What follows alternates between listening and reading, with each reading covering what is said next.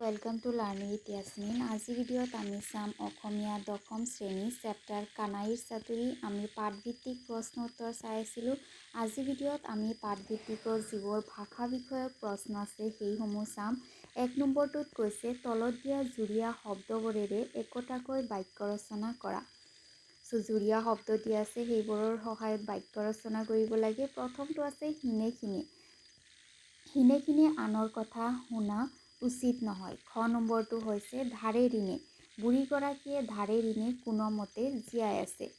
গ নম্বৰটো হৈছে ঘৃণা ঘৃণী। মানুহৰ মাজত ঘৃণা ঘৃণী ভাৱ থাকিব নালাগে। ঘ নম্বৰটো হৈছে জাহি জাবৰ। য'তে ত'তে জাহি জাবৰ পেলাব নালাগে। ঙ নম্বৰটো হৈছে সাৰি পুচি। ঘৰ দুৱাৰ সাৰি পুচি চাফ চিকুণকৈ ৰাখিব লাগে।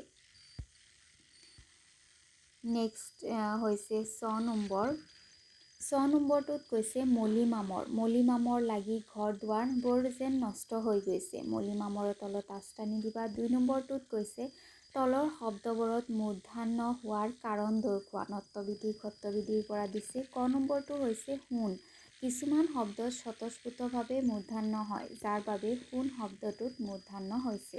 খ নম্বৰটো হৈছে ঘৃণা। নত্যবিধিৰ নিয়ম অনুসৰি ৰি ৰ আৰু মূৰ্ধন্য আখৰ পিছত থকা দন্ত্যান্ন মূৰ্ধন্য হয়, যাৰ বাবে ঘৃণা শব্দটোত মূৰ্ধন্য হৈছে। গ নম্বৰটোত হৈছে ঋণ।